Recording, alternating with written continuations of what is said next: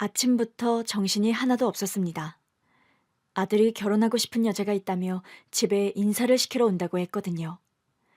어떤 아가씨일지 궁금하면서도 괜히 걱정이 되는 건 어쩔 수 없었어요. 결혼은 단순히 두 사람만의 일이 아니니까요. 돌아가신 저희 시어머니께서도 늘 그런 말씀을 하셨었죠. 결혼은 서로 다른 두 사람이 만나서 하나의 가족이 되는 거라고요.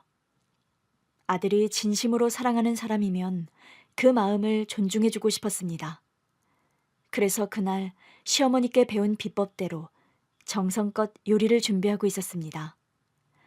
부엌에서 재료를 다듬다 문득 깊은 생각에 잠겼어요. 아들이 며칠 전에 조심스러운 목소리로 말을 꺼냈었거든요. 엄마, 저 진지하게 만나는 사람 있어요. 그래? 결혼까지 생각하는 사람이야? 네, 그래서 엄마 아버지께 인사드리려고요. 저는 반가운 마음과 동시에 약간의 걱정, 그리고 무엇보다 궁금하더라고요. 아들이 결혼하고 싶은 여자가 있다는데 어떤 사람인지 궁금한 건 당연한 거잖아요. 그치만 아들이 혹시나 부담을 가질까 싶어 일부러 가볍게 지나가듯 물어봤습니다. 어떤 아가씨인데? 음, 헤어 디자이너예요. 헤어 디자이너? 네, 미용실에서 일해요. 그 순간 할 말을 잃었어요. 사실 저희 아들이 다니는 회사는 국내에서도 손꼽히는 대기업이었거든요. 그리고 아들은 좋은 대학교를 나왔죠. 아들의 여자친구가 어떤 사람이든 상관하지 않겠다고 생각했는데 막상 이야기를 들어보니 마음이 복잡해지더라고요. 그래, 잘 다니고 있는 직장이 있는 거지? 네, 지방에 있는 전문대학교를 나왔다고 했고 지금 미용실에서 헤어 디자이너로 일해요. 대학도 지방 전문대학이었고 직업도 사회적으로 흔히 말하는 스펙과는 거리가 있는 직업. 하지만 바로 내색할 수는 없었습니다. 왜냐하면 바로 오래전에 제 처지가 생각이 났거든요. 저는 가난했고 부모의 사랑을 받지 못하고 자랐습니다. 오래전 그런 저를 저희 시어머니께서 품어주셨던 것처럼 저도 편견 없이 아들의 선택을 존중해줘야 하는 게 아닐까 싶었어요. 그래서 별다른 말도 하지 않았고 더 이상 묻지도 않았습니다. 그때 거실에서 남편의 목소리가 들려왔어요. 아, 이 먼지들은 도대체 어디서 나오는 거야? 여보, 청소하는 거예요? 그럼 깨끗하게 해야지. 우리 집에 오는 손님인데. 게다가 성현이가 결혼하고 싶은 아가씨라잖아. 남편은 허리를 펴고 한숨을 내쉬더니 창문을 활짝 열었습니다. 오늘 날씨도 화창하네. 기분 좋다. 당신은 참 태평한 것 같아. 그러는 당신은 뭐가 그렇게 걱정이야?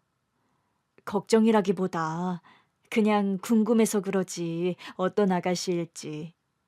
우리 아들이 데려오는 사람이면 다 괜찮지. 당신은 너무 쉽게 생각한다니까. 남편은 웃으며 걸레질을 다시 시작했습니다. 걱정 말고 맛있는 거나 해줘. 음식이 맛있으면 다 잘 풀릴 거야. 맛있는 거 먹으면 기분이 좋잖아. 안 그래? 그 말을 듣고 피식 웃음이 나왔습니다. 어찌 보면 맞는 말 같았거든요. 그렇게 요리를 하는데 시어머니와 함께했던 기억들이 하나둘 떠올랐습니다. 성현애미야, 음식은 말이야. 재료보다 중요한 게 뭔지 아니? 뭘까요, 어머님? 정성이다. 시어머니께서는 정성이 들어간 음식이 가장 맛있는 음식이라고 하셨죠. 그래서 그날 시어머니의 말씀을 떠올리며 정성을 다해 요리를 준비했습니다. 김치전, 나물무침, 갈비찜, 잡채, 그리고 따끈한 미역국까지. 요리를 다 해놓고 보니 정말 정갈하고 맛있어 보였어요. 여보, 이쪽으로 잠깐 와봐. 이 정도면 됐겠죠? 와, 냄새 끝내주네. 우리 아들 그냥 코 박고 먹겠는데. 그런가? 하긴 같이 살 때는 안 그러더니 따로 사니까 그렇게 엄마 밥이 그립다고 그러더라고. 독립시켜서 내보내길 잘한 것 같아. 회사 근처에 방을 얻었으니 출퇴근도 편하고 얼마나 좋아. 당신만 서운하지. 성현이는 얼마나 잘 지내는데. 나도 나름 익숙해졌거든요. 당신도 못내 아쉬우면서 안 그런 척 하는 거지? 내가 뭘 아쉬워해. 다 큰 자식 품에 껴안고 키우는 게 더 이상한 거지. 아휴, 알겠어. 당신 말이 다 맞아. 그나저나 여보, 얼른 자리 좀 정리해줘요. 준비가 거의 끝나갈 무렵 아들에게 전화가 걸려왔습니다. 엄마, 저 거의 다 왔어요. 금방 도착해요. 그래, 문 열어줄게. 저는 문 쪽으로 걸어가면서 심호흡을 했어요. 어떤 아가씨일까? 기대 반 걱정 반. 괜히 심장이 두근두근했거든요. 초인종이 울리는 소리가 들렸고 미리 문 앞에 서 있던 저는 곧바로 문을 열어주었습니다. 왔구나. 어서 들어와. 문을 열자 아들과 그의 여자친구가 나란히 서 있었습니다. 아들의 여자친구, 그러니까 예비 며느리는 생각보다 훨씬 화려한 인상이었어요. 헤어 디자이너답게 머리는 정갈하게 스타일링이 되어 있었고 세련된 원피스에 구두까지 깔끔하게 신은 모습이었습니다. 눈매는 또렷했고 입가에는 환한 미소가 떠 있었어요. 엄마, 아버지, 저희 왔어요. 어머니, 안녕하세요. 아들의 여자친구가 밝게 웃으며 상냥한 목소리로 인사를 하더라고요. 예의는 바른 듯 했지만 그 웃음에서 왠지 모를 거리감이 느껴졌어요. 아들이 이 아이한테 반한 이유가 뻔하네. 그런 생각이 들었거든요. 뭐 요즘 말로 얼빠라고 하던가요? 얼굴에 빠진다.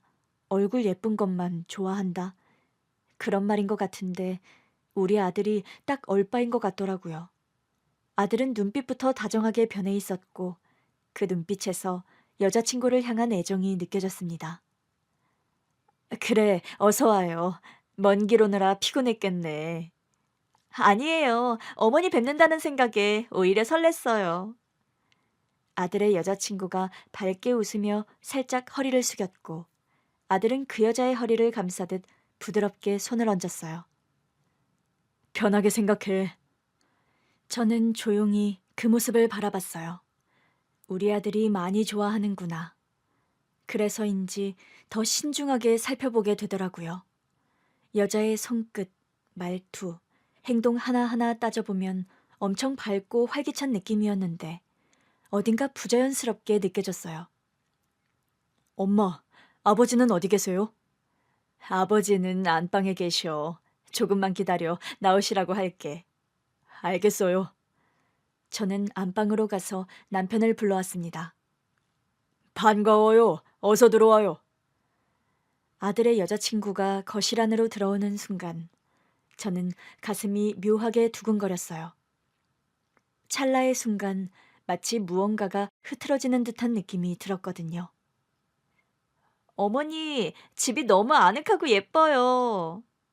아들의 여자친구가 환하게 웃으며 말하는 순간 와장창 갑자기 거실벽에 걸어두었던 시어머니의 사진 액자가 바닥으로 떨어졌습니다. 액자는 바닥에 부딪히며 유리 파편을 사방으로 흩뿌렸고 그 순간 모두가 그 자리에 얼어붙은 듯 멈춰섰어요. 깜짝이야. 어머 세상에. 미연아, 괜찮아? 안 다쳤어? 아니, 이게 갑자기 왜... 다들 괜찮니? 거실 바닥에 부딪혀 산산조각난 액자. 바닥을 보다가 벽에 걸려있는 액자들을 봤는데 유독 시어머니의 사진이 걸려있던 액자만 떨어진 것이었어요. 아들은 놀란 듯 여자친구를 살피느라 정신이 없었습니다.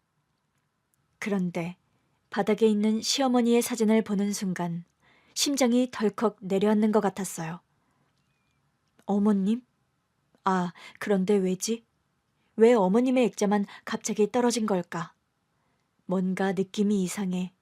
혹시 어머님이 뭔가 뜻을 전하신 게 아닐까? 그런 생각이 들었지만 그 자리에서 함부로 말을 꺼낼 수는 없었습니다. 집안에는 정적만이 감돌고 있었어요. 그런데 그때 아들의 여자친구가 갑자기 실없는 듯한 웃음을 지으며 말을 하더라고요. 이거 뭐죠? 귀신이 장난친 건가요?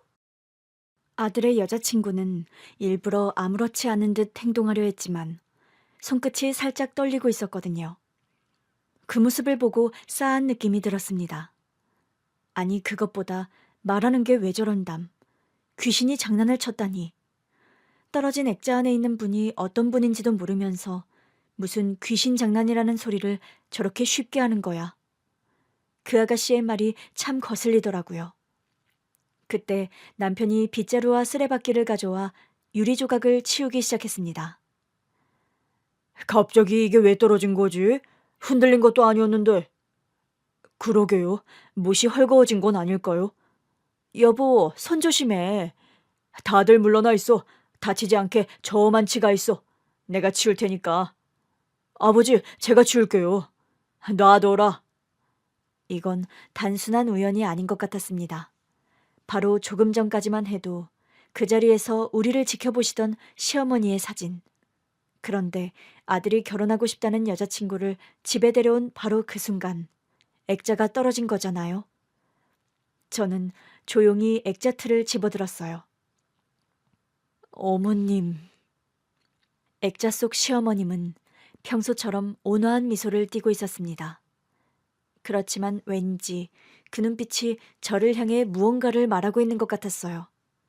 성현애미야, 정신 차려라. 마치 그런 음성이 들려오는 것만 같았습니다. 그때 아들이 분위기를 바꾸려는 듯 어색하게 웃으며 말했어요.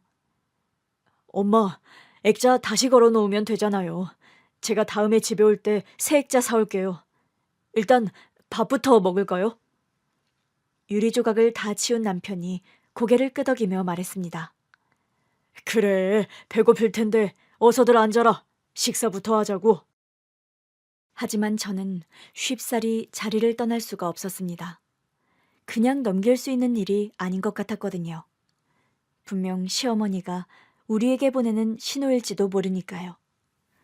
아들의 여자친구는 겉으로는 태연한 척을 했지만 그 모습이 자꾸 마음에 걸렸고 저는 왠지 모르게 이 여자에 대해 더 알아봐야 할 것 같은 느낌이 들었습니다. 어머님, 아들의 여자친구가 집에 방문하기 한 달 전쯤 세상을 떠나신 우리 어머님. 고부 갈등과 시집살이가 만연한 그 시대. 제가 막 시집을 왔을 때니까 거의 30여 년 전. 그 시대에도 저는 시집살이 같은 걸 전혀 모르고 살았습니다.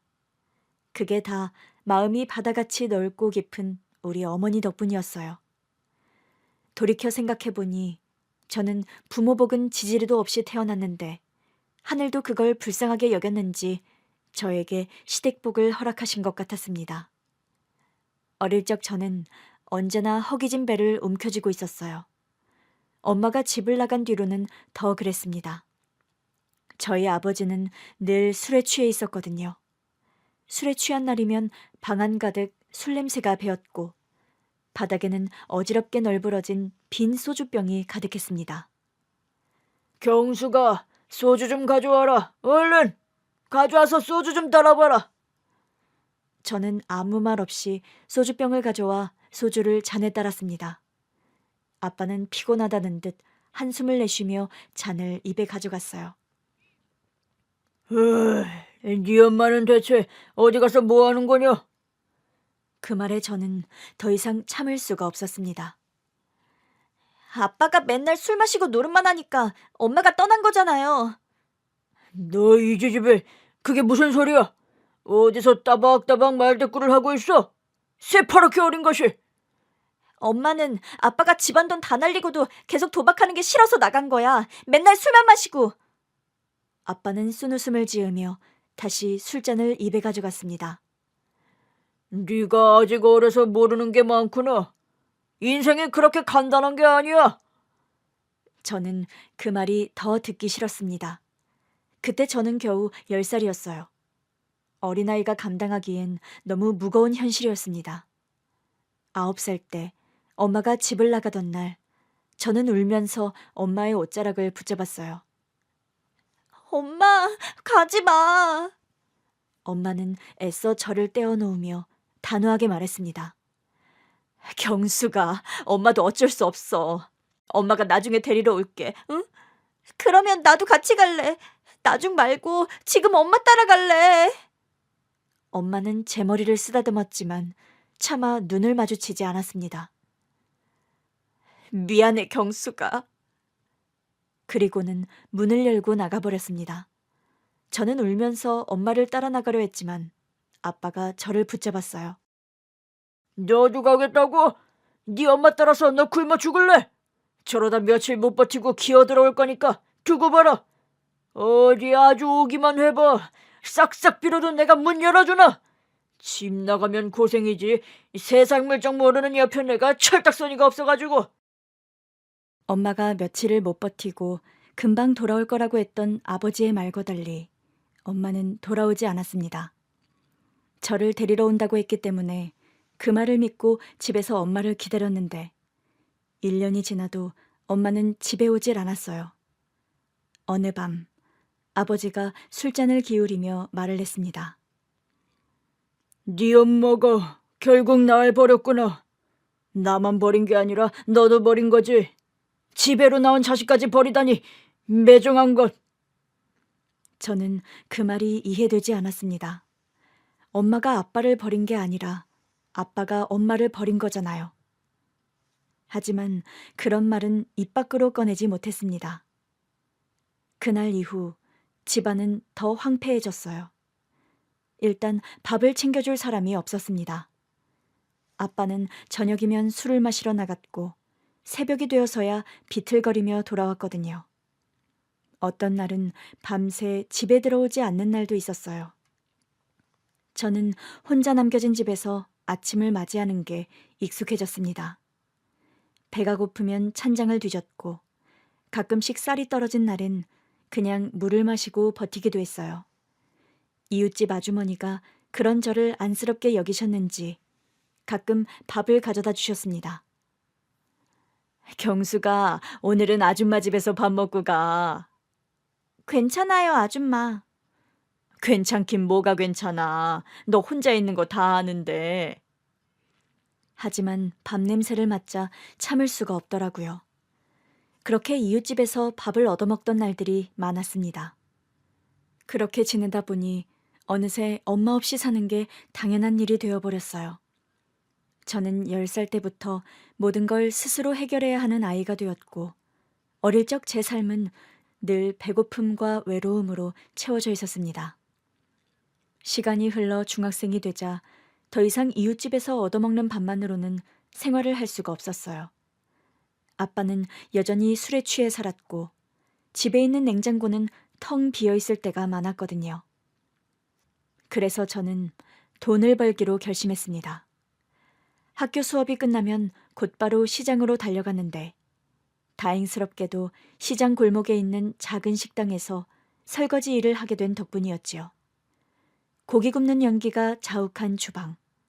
덥고 좁은 공간에서 끊임없이 설거지를 해야 했어요. 안녕하세요, 사장님. 경숙이 왔어. 오늘도 손님 많으니까 정신 바짝 차려야 해. 네. 물에 부른 손을 보며 한숨을 쉬는 날도 많았지만 돈을 벌어야 했습니다. 그렇게 번 돈으로는 쌀과 김치, 라면을 사 먹었고 어떤 날은 아빠의 술값을 대기도 했습니다. 고등학생이 되고 나서도 생활은 크게 나아지지 않았고 오히려 더 힘들어졌어요. 아버지가 점점 더 많은 돈을 요구했거든요. 경수가 돈 좀 있냐? 없어요. 거짓말 치지 마라. 너 식당에서 일하면서 돈 모으는 거 다 안다. 아빠, 그 돈은 제가 학교 다니는 데 써야 해요. 학교? 에이, 그런 거 다 소용없어. 너 빨리 취직해서 돈이나 벌어. 저는 아버지의 말을 무시하고 고개를 돌렸습니다. 그렇게 밤늦게까지 일하고 새벽에 일어나 등교하는 생활이 반복됐고 그러다 집을 떠나야겠다는 생각을 하게 됐습니다. 아빠의 술주정과 돈 요구가 심해질 대로 심해진 어느 날, 더 이상 이대로 살면 안 되겠다는 생각이 들었어요. 그날 밤 아버지가 술을 마시러 나간 사이 저는 몰래 작은 가방에 짐을 쌌어요. 옷 몇 벌만 챙기면 돼. 그리고 그동안 모은 돈도. 손이 바쁘게 움직였어요. 가방을 조용히 문 뒤에 숨겨놓고 새벽 첫 차를 타고 도망치려고 했습니다. 그런데 제 계획은 그날 밤 바로 들통나고 말았어요. 술에 취해 들어온 아버지가 우연히 문 뒤에 숨겨둔 가방을 발견한 거예요. 이게 뭐야? 그 목소리를 듣는 순간 저는 심장이 덜컥 내려앉았습니다. 경수가, 이건 네 짐이냐? 저는 아무 말도 못했어요. 그러자 아빠가 한 발짝 다가오더니 제 머리끄댕이를 거칠게 잡아 올렸습니다. 도망치려고 했냐? 이 계집애가! 아빠, 나요! 어디 감히 내 허락도 없이 집을 나가? 너 하는 짓이 꼭 네 엄마 같구나. 내가 그걸 가만히 두고 볼 것 같아. 그때 아버지의 손에 들려있던 것은 부엌가위였습니다. 그래, 아주 잘됐다. 너 아주 밖에 싸돌아다니지 못하게 머리카락 다 잘라버리면 되겠네. 저는 공포에 질려 머리를 감싸 안았습니다. 아버지, 제발 그러지 마요. 이런 못된 꿍꿍이를 꾸민 것에 대한 대가를 치러야지. 머리카락 다 자르면 밖에 못 나가요. 돈도 못 벌어와요. 그 말을 듣자마자 아버지가 움찔했습니다. 뭐? 아버지도 알잖아요. 제가 벌어오는 돈으로 밥 먹고 술 사잖아요. 머리카락 잘리면 일 못해요. 아버지는 취한 눈으로 저를 노려보더니 천천히 가위를 내려놓았습니다. 네가 벌어오는 돈 없으면 나 굶어 죽는 거 알지? 저는 울면서 고개를 끄덕였고 그렇게 간신히 머리카락을 지킬 수 있었습니다. 하지만 그 순간 저는 확실히 깨달았어요. 이 집에서 벗어나려면 더 철저히 준비해야 한다고요. 그리고 그로부터 2년이 지났습니다. 고등학교를 졸업하고 20살이 된 저는 이번에는 완벽하게 계획을 짰어요. 아버지가 없는 날 필요한 것만 챙겨 가방을 둘러매고 문을 나섰거든요. 절대로 붙잡히지 않을 거야. 그날 저는 한 번도 뒤를 돌아보지 않고 그대로 집을 떠났습니다. 그렇게 20살이 되던 해, 저는 집을 떠나 다른 지역으로 갔는데 처음에는 막막했어요. 가진 거라곤 모은 돈 몇십만 원과 작은 가방 하나뿐이었거든요. 하지만 돌아갈 곳이 없었기 때문에 오직 앞으로 나아가는 것만 생각했습니다. 작은 지하방을 구한 뒤 공장에서 일하며 생활비를 벌었어요. 공장 일을 하면서 혼자 먹고 살 수 있을 만큼 돈을 벌었지만 그때 들었던 생각은 평생 몸을 쓰는 일만 하면서 살 수 없다는 거였습니다. 자격증을 따야 해. 그래야 제대로 된 직장을 가질 수 있어. 그렇게 생각한 저는 격리 자격증을 따기로 결심했습니다. 낮에는 공장에서 일하고 밤에는 책을 펼쳤어요. 너무 피곤해서 책상에 엎드려 졸 때도 많았지만 포기하고 싶지 않았습니다. 그리고 1년 후 저는 결국 격리 자격증을 따게 되었고 그 덕분에 작은 사무실에 취직할 수 있었습니다. 첫 출근 날 단정한 옷을 입고 출근길 버스를 타면서 얼마나 가슴이 뛰었는지 몰라요. 이제야 삶이 조금씩 자리 잡는 것 같았거든요. 그렇게 격리로 몇 년을 바쁘게 일을 하면서 지내던 어느 날 사무실에서 중요한 손님이 찾아왔습니다. 경숙 씨, 저쪽 거래처에서 온 김 대리님이야. 안내 좀 부탁해. 네, 안녕하세요. 그때 그 남자를 처음 보게 되었어요. 깔끔한 셔츠에 단정한 머리, 부드러운 미소를 짓고 있던 사람. 바로 제 남편이었죠. 안녕하세요. 저는 땡땡무역의 김상우입니다. 네, 반갑습니다. 이쪽으로 앉으세요. 경숙 씨, 여기 커피 2잔 부탁해. 네, 알겠습니다. 그렇게 첫 만남이 시작되었고 일 때문에 몇 번 더 마주치면서 우리는 자연스럽게 가까워졌습니다. 처음엔 단순히 거래처 직원, 격리 정도로 지냈거든요. 그런데 어느 날 일이 끝난 뒤 남편이 말을 걸었습니다. 경수 씨, 저녁은 드셨어요? 아니요, 이제 가서 먹으려고요. 저도 아직인데 같이 드실래요? 우리는 퇴근 후 함께 밥을 먹게 되었고, 그날부터 자연스럽게 연락을 주고받게 되었습니다. 남편은 성실하고 배려심이 많은 사람이었어요. 다른 것보다 정말 성품이 너무 훌륭한 사람이었고, 외롭게 생활하던 저에게 큰 의지가 되었습니다. 그렇게 예쁜 만남을 이어온 지 2년이 지난 어느 날, 남편이 진지한 얼굴로 말을 꺼냈어요. 경숙 씨, 우리 이제 결혼하는 거 어때요? 결혼이요? 갑작스러운 말에 저는 놀랄 수밖에 없었어요. 우리 이제 만난 지 2년이나 됐잖아요. 더 이상 미룰 필요가 없을 것 같아요. 저는 한동안 말없이 그를 바라봤어요. 너무나도 다정하고 믿음직한 사람이었지만 마음 한구석이 불안했습니다. 나는 부모도 없고 제대로 된 집안에서 자란 사람이 아닌데. 상우 씨, 나는 부모님이 안 계세요.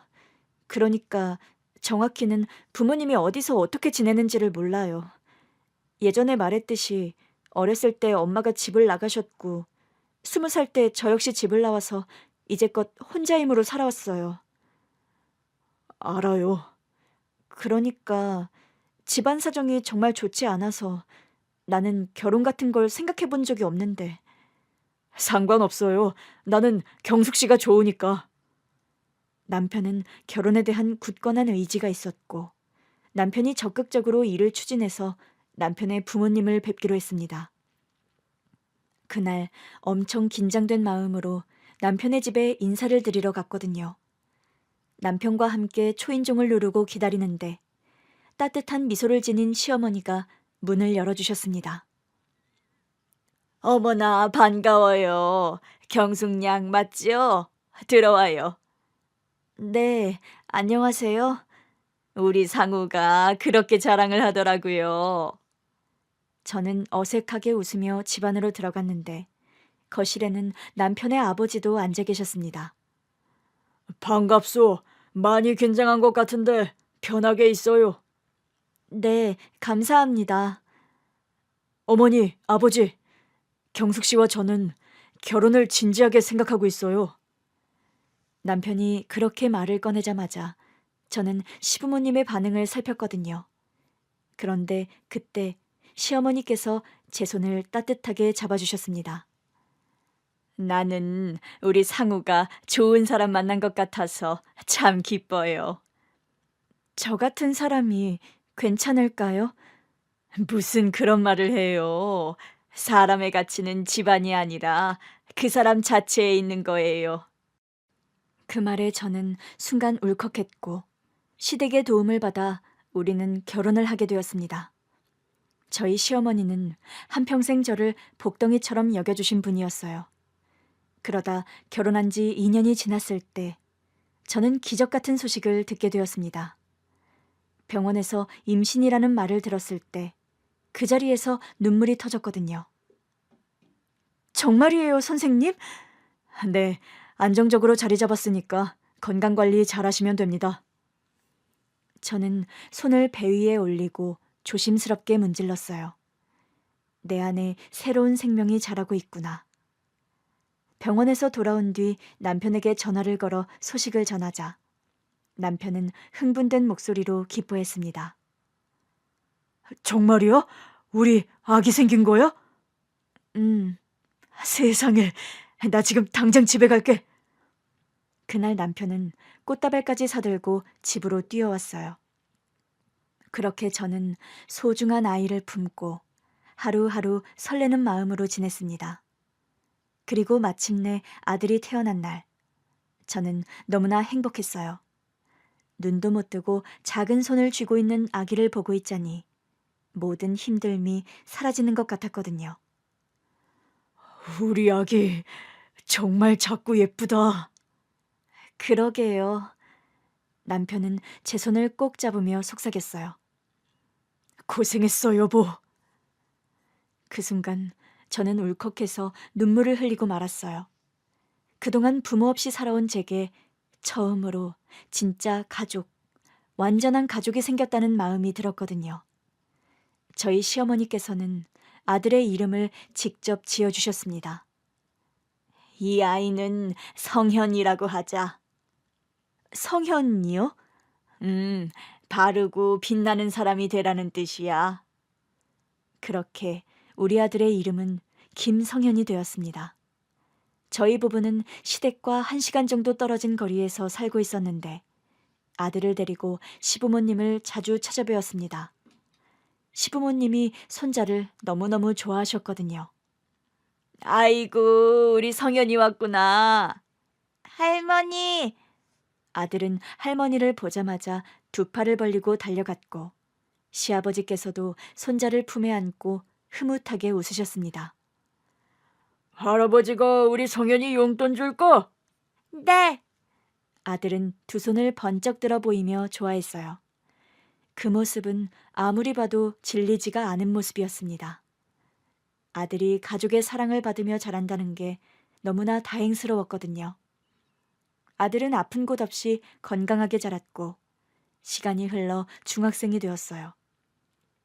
하지만 그 무렵 시아버지께서 갑작스럽게 건강이 나빠지기 시작했습니다. 남편과 저는 병원을 오가며 간병을 했지만 얼마 지나지 않아 시아버지는 눈을 감으셨습니다. 장례식장에서 어머님은 남편의 손을 꼭 잡고 눈물을 삼키셨고 저는 그런 시어머니를 꼭 안아드렸어요.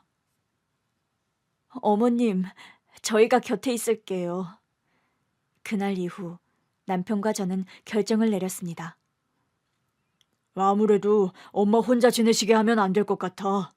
우리랑 같이 지내시면 좋겠어. 나도 그게 좋을 것 같아. 우리가 어머님 모시고 함께 살면 되잖아.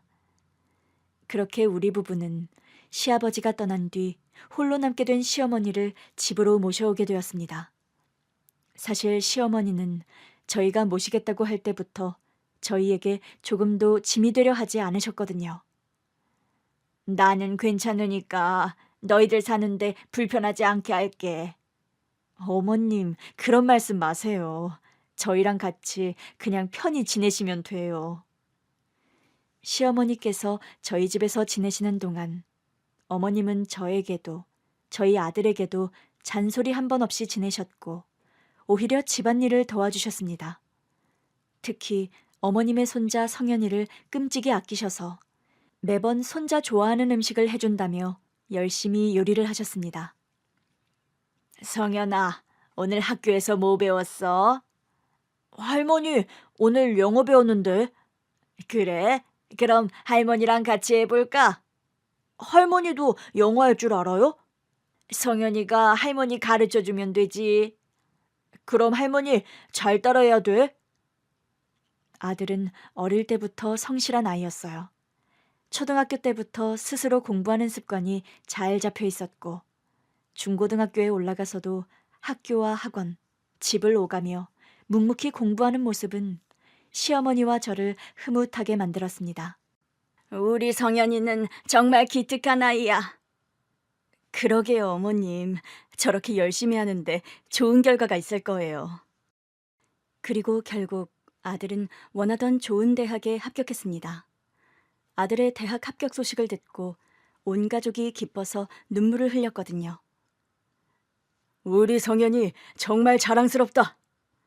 아버지, 어머니, 할머니, 저 이제 열심히 할게요. 감사합니다. 다 할머니랑 엄마, 아버지 덕분이에요. 그날 밤 시어머니께서는 한동안 잠든 아들을 바라보시더니 저에게 다가와 조용히 봉투 하나를 내밀었습니다. 성현의 미야, 이거 내가 그동안 모아둔 돈이다. 성현이 등록금에 보태 써라. 어머님, 이건... 안 받겠다는 소리 하지 마라. 성현이 대학 갈 거 생각하며 모아둔 돈이다. 저는 눈시울을 붉히며 시어머니께 고개를 숙였어요. 감사합니다, 어머님. 감사해요. 아들은 대학에 진학했고 어려움 없이 학업에 집중할 수 있었습니다. 그러다 시간이 흘러 아들이 군대에 가게 되었어요. 아들이 훈련소에 입소하는 날, 우리 가족은 다 같이 아들을 배웅하러 갔습니다. 성현아, 밥 잘 챙겨 먹어야 한다. 할머니, 걱정 마세요. 건강하게 다녀올게요. 남자는 군대 가면 철든다더라. 한층 더 듬직해져서 돌아오겠지. 어디 아프지 말고 몸 건강하게만 다녀와. 아들은 씩씩하게 웃으며 격려를 했어요. 네, 다녀오겠습니다. 우리는 멀어지는 아들의 뒷모습을 바라보며 손을 흔들었습니다. 그리고 군대에 있는 동안 아들은 집으로 편지를 자주 보냈습니다. 저는 아들에게 온 편지를 시어머니께 읽어드리곤 했어요. 어머님, 성현이가 편지를 보냈어요. 그래? 어서 읽어봐라. 할머니, 잘 지내세요? 저 성현이에요. 군대에 오니까 집에서 할머니가 차려주신 밥이 너무 그리워요. 여기 밥은 정말 맛이 없어요. 할머니가 해주신 된장국이 먹고 싶어요. 훈련은 힘들지만 할머니 말씀처럼 꾹 참고 열심히 하고 있어요. 할머니, 저 건강하게 잘 지낼 테니까 너무 걱정하지 마세요. 저 휴가 나오면 꼭 할머니랑 같이 마트도 가고 할머니가 좋아하는 붕어빵도 사올게요. 할머니, 사랑해요. 성현 올림. 편지를 다 읽자 시어머니는 눈물을 닦으며 웃으셨어요. 우리 성현이가 참 기특한 놈이야. 그러게요, 어머님. 성현이가 다 컸어요.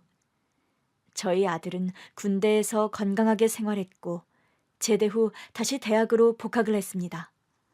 아들은 성실하게 대학 생활을 마친 뒤 졸업하고 대기업에 취업하는 기쁨까지 안겨줬어요. 성현이가 좋은 회사에 들어갔다고? 네, 어머님. 다 어머님 덕분이에요. 아니다. 내 덕이 아니라 성현이 노력이었다. 저희 시어머니는 손자를 너무나 자랑스러워 하셨습니다. 아들은 직장에 잘 적응하며 바쁘게 지냈어요. 회사에서 인정받으며 차근차근 성장하는 모습을 보니 저는 물론 시어머니도 무척 뿌듯해 하셨습니다. 우리 성현이가 어릴 때부터 야물더니 잘 컸다. 잘 컸어. 어머님 덕분이에요. 어머님께서 사랑으로 키워주셨잖아요. 아니다. 애미가 고생했지. 그래도 어려서부터 뭐든 혼자 척척하던 애라 걱정이 없었다만 이렇게 훌륭하게 자라주었으니 그저 감사할 뿐이지. 한결같이 가족들을 사랑으로 품어주신 시어머니께 항상 감사한 마음이었습니다. 하지만 시간이 흐르면서 시어머니의 건강이 눈에 띄게 약해지기 시작했어요. 90세가 넘으면서 거동이 불편해졌고 예전처럼 부엌에 나와 음식을 하거나 마당을 오가시던 모습도 점점 줄어들었거든요. 어느 날 아침부터 일어나지 않으시는 시어머니를 보고 걱정이 되어 방으로 들어갔어요. 어머님, 아직 주무세요? 그냥 몸이 좀 무겁다. 시어머니의 손을 잡아보니 예전보다 더 야위어 있었습니다. 그날 이후 저는 시어머니를 돌보는 시간이 많아졌어요. 그러던 어느 날 남편과 아들이 조심스럽게 말을 꺼냈어요. 어머님 건강이 갈수록 안 좋아지시는데 요양원에 모시는 게 어떨까? 엄마, 저도 요양원이 나쁘지 않은 것 같아요. 간호사분들도 계시고 시설도 잘 되어 있고. 하지만 저는 단호했습니다. 아니에요. 어머님을 요양원에 모실 순 없어. 당신이 힘들잖아. 힘들어도 괜찮아. 어머님을 절대 남의 손에 맡길 순 없어. 아들은 제 손을 꼭 잡으며 걱정스러운 얼굴로 말했습니다. 엄마, 제가 도울게요. 너무 무리하지 마세요. 그렇게 저는 시어머니를 끝까지 집에서 모시기로 했습니다. 시어머니를 돌보는 동안 저는 하루하루 더욱 정성을 다했어요. 아침마다 따뜻한 물수건으로 얼굴을 닦아드리고 부드러운 죽을 만들어 드렸습니다. 성현애미야, 힘들지 않니? 아니에요, 어머님. 어머님께서 저한테 얼마나 잘해주셨는데요. 그래도 내가 짐이 되는 것 같아서. 그런 말씀 마세요. 어머님은 제게 너무나도 소중한 분이에요. 시어머니는 미소를 지으셨지만 점점 말씀이 줄어들었습니다. 그러던 어느 날 어머님이 조용히 제 손을 잡고 말씀하셨어요. 성현이가 좋은 사람 만나서 결혼하는 것만 보면 좋을 텐데. 어머님, 그러실 수 있어요. 조금만 더 힘내세요. 나는 이제 다 살 만큼 살았다. 이제 네 아버지한테 가야지. 그 말을 듣고 저는 눈물이 왈칵 쏟아졌습니다. 그리고 얼마 후 시어머니는 가족들이 지켜보는 가운데 편안한 얼굴로 마지막 숨을 거두셨어요. 어머님이 떠나셨다는 걸 알게 된 순간 저는 오열하고 말았습니다. 어머님, 어머님. 남편과 아들도 저를 부축하며 함께 눈물을 흘렸고 얼마 뒤 저희 가족은 시어머니의 장례를 치렀습니다. 장례식장에서 저는 영정사진을 보며 마음으로 기도를 했습니다. 어머님, 아버님 곁에서 편히 쉬세요. 장례를 마친 후 시어머니는 시아버지 곁에 모셔졌습니다. 사실 그때 아들은 만나고 있는 아가씨가 있었거든요. 나중에 아들한테 할머니께서 떠나시기 전에 손자가 좋은 사람 만나서 결혼하는 거 못 봐서 아쉽다는 말씀을 하셨었다고 하니까 아들도 그제야 아쉬워하더라고요. 조금 더 빨리 결정을 했더라면 할머니한테 보여드렸다면 좋아하셨을 거라면서요. 아들과 그런 대화를 하고 3주 정도 지났을 때 아들이 결혼할 여자를 집에 데려오겠다 이야기를 한 거였습니다. 그렇게 부모복 없는 나를 불쌍히 여겨 한평생 싫은 소리 안 하던 시어머님이 돌아가신 지 한 달 후 아들이 며느리감이라고 여자를 데리고 왔는데 어머니 안녕하세요 호호. 그 순간 거실벽에 걸려있는 시모 사진 액자가 이유 없이 떨어져 와장창 소리가 나는 순간 역대급 반전이 일어났는데 거실벽에 걸려있던 시어머니의 사진 액자가 바닥으로 떨어진 순간 저는 심장이 철렁 내려앉았어요. 와장창 유리 파편이 사방으로 흩어졌고 모두가 순간 얼어붙어 버렸죠. 이거 뭐죠? 귀신이 장난이라도 친 건가요? 순간 시어머니께서 저에게 경고하시는 것만 같았습니다. 성현애미야, 정신 차려라. 머릿속에서 시어머니의 목소리가 들리는 듯했고 저는 말없이 어머님의 사진을 조심스럽게 들어올렸습니다. 어머님. 사진 속 시어머니는 여전히 온화한 미소를 짓고 계셨지만 그 눈빛이 마치 저에게 이 아이를 더 자세히 살펴보라고 말하는 듯 했습니다. 정성껏 준비한 음식을 함께 먹고 후식을 먹은 뒤 아들의 여자친구는 돌아갔습니다. 하지만 그날 밤 저는 잠을 이루지 못했어요.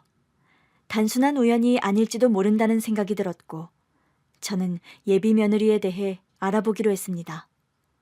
다음 날 저는 탐정사무소를 찾기로 결심했어요. 이런 일을 해본 적이 없었기에 사설 조사기관을 찾는 것 자체가 조심스러웠거든요. 하지만 아들의 인생이 걸린 문제일 수도 있기에 그냥 넘길 수 없었습니다. 인터넷에서 신뢰할 만한 탐정사무소를 찾아보며 후기를 꼼꼼히 읽었고 그중 한 곳을 선택해 전화를 걸었습니다. 네, 탐정사무소입니다. 무엇을 도와드릴까요? 사람에 대한 조사를 의뢰하고 싶어요. 네, 상대방이 어떤 분이신가요? 제 아들이 결혼하려는 여자에 대해 조금 더 알아보고 싶습니다. 특별히 의심 가는 부분이 있으신가요? 네, 뭔가 꺼림칙한데 확실한 건 아니에요. 알겠습니다. 기본적인 신상 정보를 알려주시면 저희가 조사해보고 연락드리겠습니다. 저는 예비 며느리의 이름과 직장 등 알고 있는 정보를 차근차근 전달했습니다. 그리고 2주 뒤 탐정사무소에서 연락이 왔어요. 고객님, 조사 결과가 나왔습니다. 네, 어떤가요? 말씀드리기 조심스럽지만 고객님의 아드님과 교제 중인 여성분 이미 결혼한 기록이 있습니다. 그 말에 저는 핸드폰을 꽉 쥐었습니다. 뭐라고요? 혼인신고된 기록이 남아 있습니다. 그리고 1년 전에 이혼신고도 되어 있네요. 그럼 이혼한 상태라는 거죠? 그런데 이상한 점이 있습니다. 상대 남성과 여전히 같은 주소지로 등록되어 있거든요. 순간 등골이 서늘해졌습니다.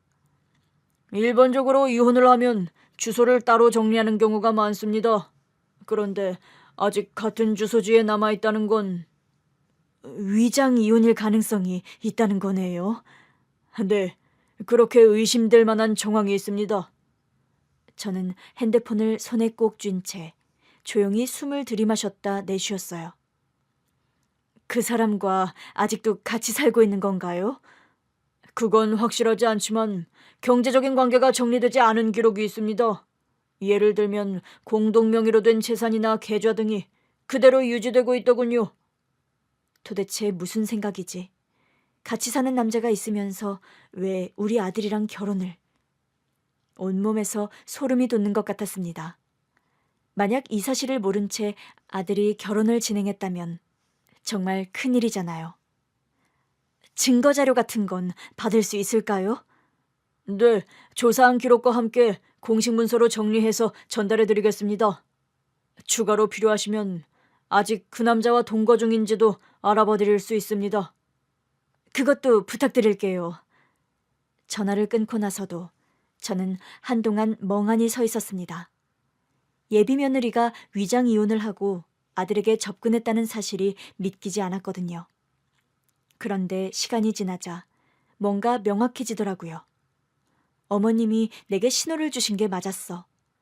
떨어진 사진 액자가 마치 시어머니께서 저에게 잘 살펴보라고 말하는 것 같았는데 그게 맞았던 거였습니다. 탐정에게서 받은 첫 번째 결과만으로도 저는 충격을 받았지만 아직 확실한 증거가 부족했습니다. 정말로 그 여자가 아직도 전 남편과 함께 살고 있는 걸까? 단순한 행정처리 미비일 수도 있고 주소지만 남아있을 수도 있는 거니까요. 하지만 제 마음속에서는 이미 시어머니가 경고해 주신 것 같은 느낌이 들었습니다. 성현애미야, 확실하게 알아봐라. 그 목소리가 계속 귓가에 맴도는 것 같았고 저는 결국 탐정사무소에 다시 연락을 했어요. 추가로 조사 의뢰하고 싶습니다. 어떤 부분을 더 확인해 드릴까요? 그 여자가 정말로 전 남편과 함께 살고 있는지 직접 확인할 수 있을까요? 그렇다면 거주지 확인과 함께 사진 증거를 확보해 보겠습니다. 그리고 며칠 후 탐정에게서 다시 연락이 왔습니다. 고객님, 예상하셨던 대로입니다. 무슨 말씀이세요? 그 여자는 여전히 전 남편과 동거 중이었습니다. 그게 확실한가요? 네, 저희가 몇 차례 확인한 결과 두 사람이 같은 집에서 함께 들어가고 나오는 모습이 촬영되었습니다. 탐정이 보내온 사진을 확인하는 순간 저는 더 이상 부정할 수 없었습니다. 사진 속에서 그 여자는 다른 남자와 다정하게 걸어가고 있었거든요. 집 앞에서 대화를 나누다가 웃으며 같은 집으로 들어가는 모습이 선명하게 찍혀 있었어요. 그리고 며칠 후 다시 찍힌 사진에서도 그들은 한 집에서 함께 나오고 있었습니다. 저는 핸드폰을 꼭 쥔 채 숨을 크게 내쉬었어요. 이 사실을 아들에게 말해야 했기 때문이었죠. 저는 집으로 아들을 부른 뒤 천천히 입을 열었습니다. 성현아, 엄마가 너한테 꼭 해야 할 말이 있어. 네, 엄마. 무슨 일이에요? 저는 한참을 망설이다가 핸드폰을 열어 탐정이 보내온 사진을 보여줬어요. 이거 네 여자친구에 대한 거야. 아들은 처음에는 의아한 표정을 지었어요. 그러나 사진을 한 장 한 장 넘겨보는데 점점 표정이 굳어졌습니다. 이게 뭐예요? 너한테 미리 말을 안 해서 미안해. 엄마가 그러면 안 되는 건데. 지난번에 우리 집에 인사 다녀간 다음 너무 이상한 느낌이 들어서 네 여자친구에 대해 좀 더 알아봤거든? 그 아이 위장 이혼한 거였어. 그리고 아직도 전 남편과 같이 살고 있더라. 아들은 믿을 수 없다는 표정을 지으며 머리를 감쌌습니다. 그럴 리가 없어요, 엄마. 이거 잘못된 정보일 수도 있잖아요. 나도 그러길 바랐어. 그래서 추가로 더 확인을 한 거야. 저는 핸드폰을 돌려주며 조용히 덧붙였습니다. 이게 현실이야, 성현아. 아들은 몇 초 동안 아무 말도 하지 않았는데 그러다 손을 꽉 쥐고 이를 악물었습니다. 뭐가 뭔지 모르겠어요. 아들의 눈가가 빨개졌어요. 그토록 사랑했던 사람이 사실은 다른 남자와 계속 함께 살고 있었다는 것을 알게 되었으니 얼마나 배신감이 들었을까요? 하지만 이대로 넘어갈 수는 없었어요. 며칠 후 아들은 여자친구를 만나 직접 이 사실을 물어봤다고 했습니다. 너 나한테 숨긴 게 있지? 무슨 말이야? 너 결혼했었고 이혼도 했더라. 어떻게 그런 걸 숨길 수가 있어? 여자는 순간적으로 동요하는 기색을 보였지만 곧 태연한 척하며 웃었대요. 그걸 어떻게 한 거야? 내 뒷조사라도 한 거야? 자기 그렇게 안 봤는데 진짜 실망이다. 내가 어떤 모습이든 어떤 사람이든 사랑한다면서. 나 조만간 다 말하려고 했어. 그래, 나 한 번 갔다 왔어. 그게 뭐 죽을 죄를 진 건 아니잖아? 요즘같이 밥 먹듯 이혼하는 시대에 사정이라는 게 있을 수도 있지. 너 그걸 말이라고 해? 그걸 숨겼다는 것도 충격이지만 너 그 남자랑 정리 안 했잖아. 뭔 소리야? 이혼한 지 1년도 넘었거든? 아들은 조용히 핸드폰을 꺼내 사진을 보여줬다고 합니다. 그럼 이건 뭐야? 사진 속에서 그 여자는 전 남편과 팔짱을 끼고 웃고 있었죠. 설명해봐. 그건 오해야. 이거 다 오해야. 변명하지 마. 나 이제 다 아니까. 네 입에서 나오는 말 한마디도 더 듣기 싫고 들을 필요도 없어. 여자는 더 이상 말을 못하고 그 자리에서 도망치듯 나가버렸다고 합니다. 그날 이후 아들은 완전히 그 여자와 연락을 끊었다고 했어요. 며칠 후 저는 아들에게 조심스럽게 물었습니다. 괜찮니, 성현아? 아들은 조용히 고개를 끄덕였어요. 네, 처음엔 믿고 싶지 않았는데 이제는 괜찮아요. 저는 아들의 어깨를 토닥여주며 조용히 속삭였어요. 할머니께서 널 지켜주신 거야. 아들은 그 말을 듣고 잠시 하늘을 바라봤어요. 그런 것 같아요. 아들이 더 큰 상처를 입기 전 돌아가신 저희 시어머니가 지켜준 덕분에 결혼을 막을 수 있었습니다. 아들은 그 일이 있은 후 결혼에 대해 신중해졌어요. 파혼을 한 이후 몇 년 동안은 일과 자기 자신을 다잡으며 살았거든요.